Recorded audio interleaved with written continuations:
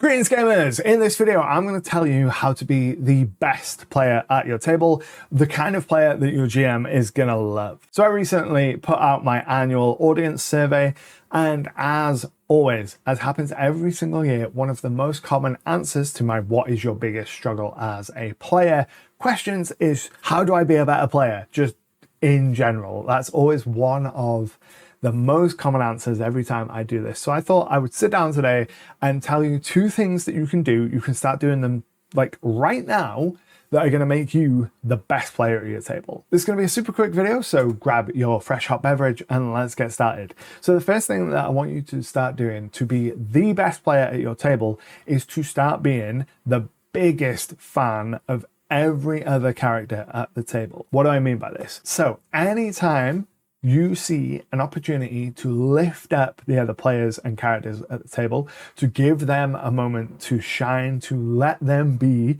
the most badass, coolest version of themselves they can be, take it.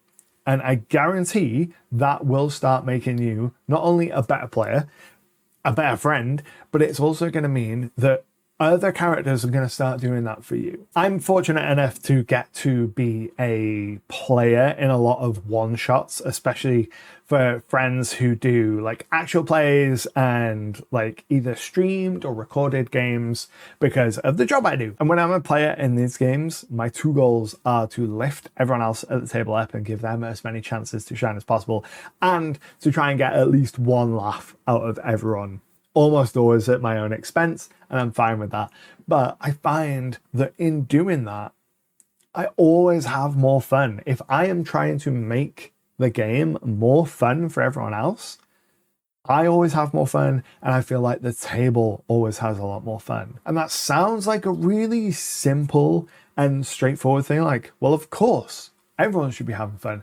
But I think that it's really easy to get caught up in your own character and forget to do that. And if you're doing it consciously, you are going to be a better player. Now that might look like using your turn to set up another player to do something awesome. That might be throwing the spotlight to someone else instead of just taking it in a roleplay scene. So saying to someone else, oh, I think that you would be better off suited for this particular scene or this task. Or it could be allowing yourself to take some kind of negative for the benefit of someone else. So that might be foregoing your actions so that you can lend aid to someone else. That might be positioning yourself to help someone else. It might be delaying your action to combo with someone else. But the more frequently you do this, the more other people will notice and will start doing it as well. And once you are all doing that, if every player at the table is always trying to make sure that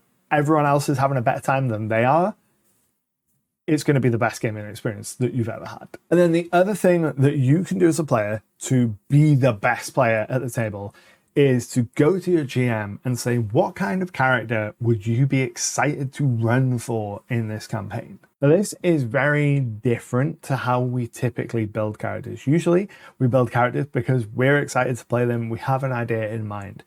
But a lot of the time, if you go to a GM and say, hey, what would you be excited? What would you be most excited to run for? Who are the kinds of characters that would get your creative juices flowing in this campaign? It's going to unlock all kinds of things that you hadn't even thought about. Because your GM has probably got a bunch of ideas and a bunch of plot threads and like grand plot ideas bubbling away in the background. And if you approach them and say, hey, what kind of character would you most be excited to run for in this campaign?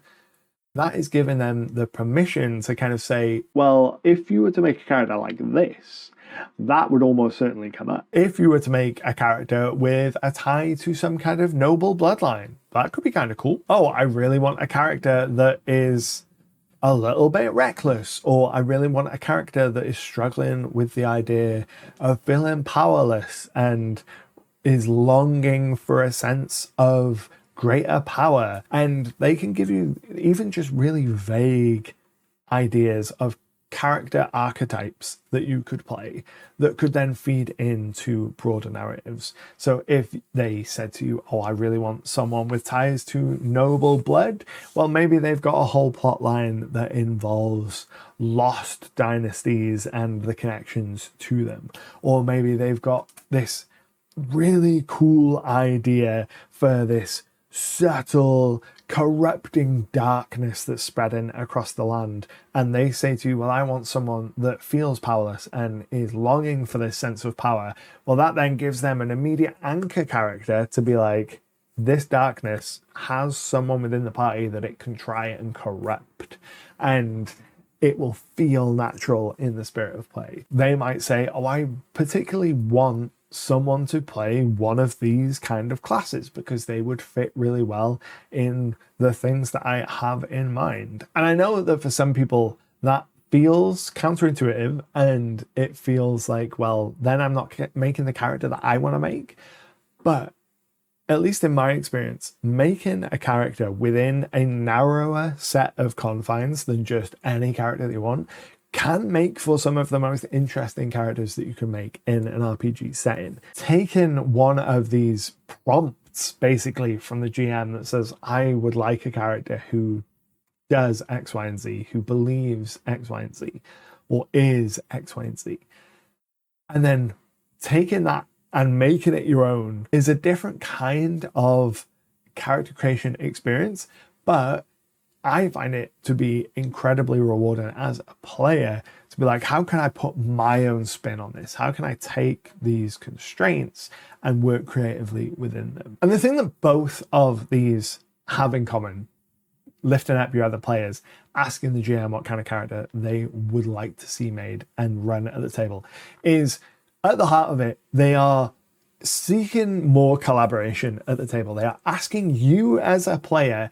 to integrate into the table more and to engage with the other people at the table, to be less isolationist and be more cooperative with the other players at the table, including the GM. And that's what it really boils down to. If you want to be the best player that you can possibly be, you need to be a player. You need to be at the table with these other people and engaging with them outside of yourself, and stop thinking about me and my character and my story and start thinking about us and our group and the story that we're telling together. My question for you today is, if you are a GM, what kind of character would you like to see someone in your campaign play right now? If you had your players all come to you and say, what kind of characters do you want us to run in your campaign? What would you want to most see someone play as in your campaign right now? And if you are a player, what I want to know is,